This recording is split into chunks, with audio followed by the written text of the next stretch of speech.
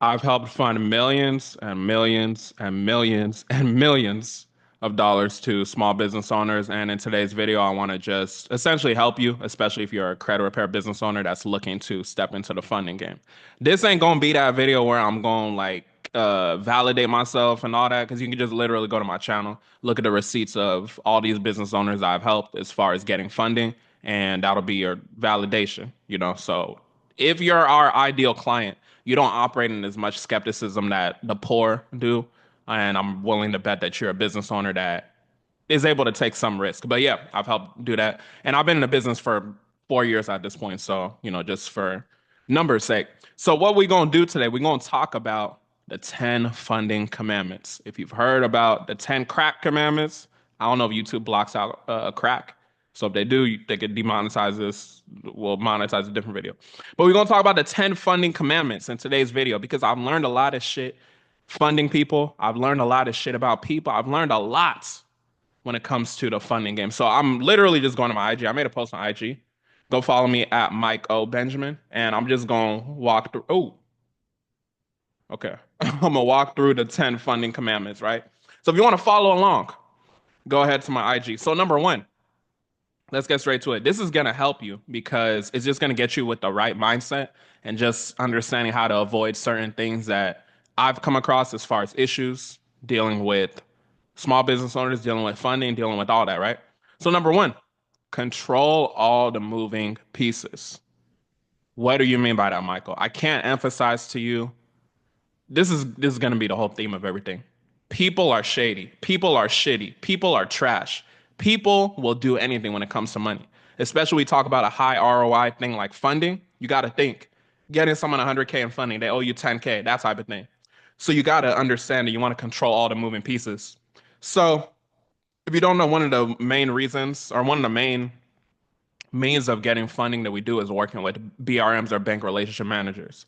I recommend you work with BRMs. And when I say control all the moving pieces, I'm saying that you've got to control everything because you got to think about it like if you're a middleman, you're helping the client get access to this funding.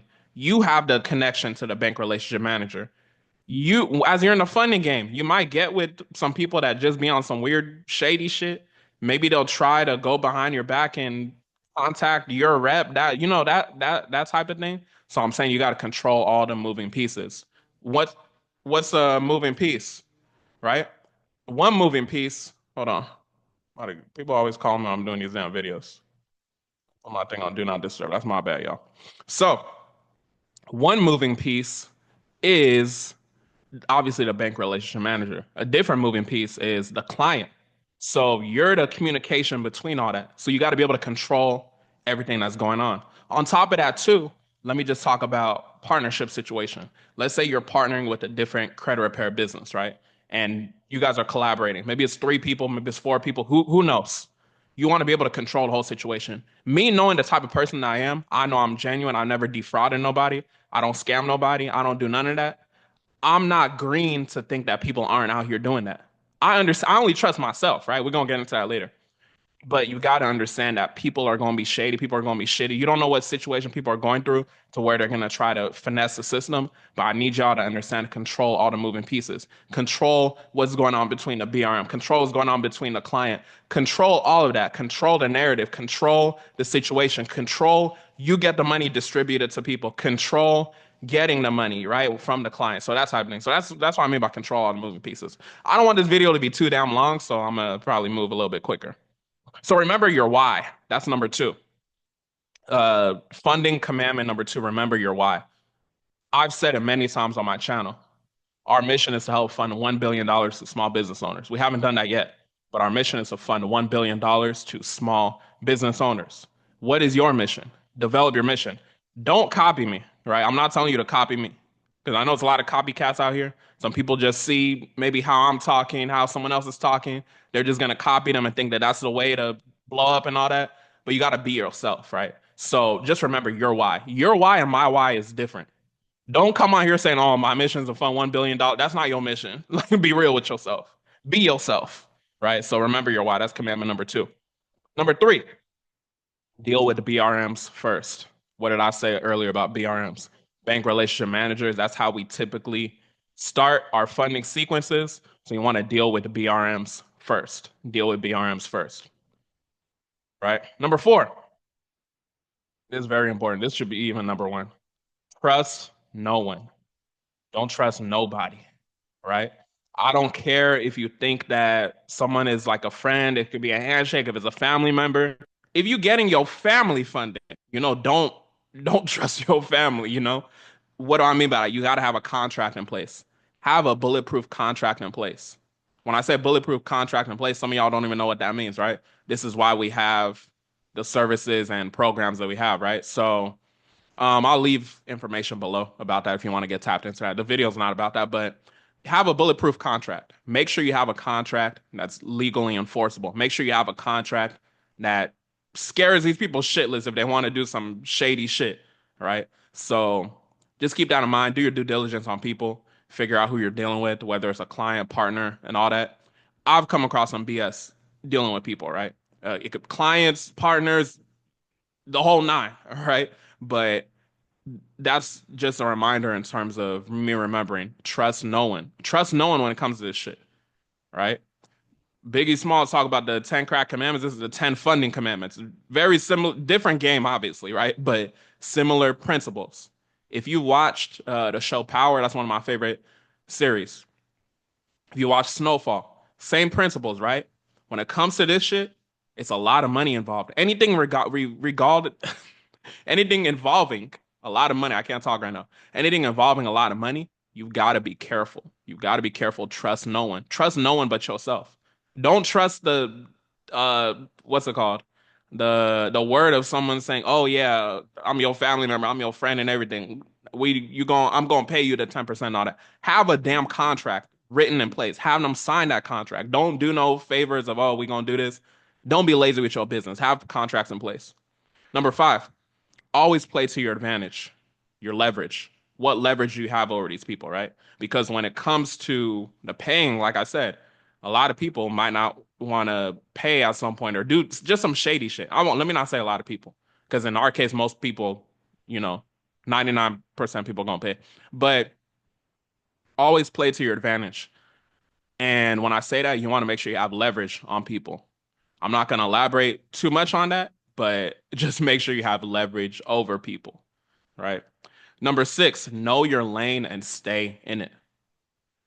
Know your lane and stay in it. Are you focused on just Experian? Are you focused on TransUnion? Are you focused on Equifax? Are you focused on one bank, one particular bank relationship? So figure out what your lane is and stay in that damn lane.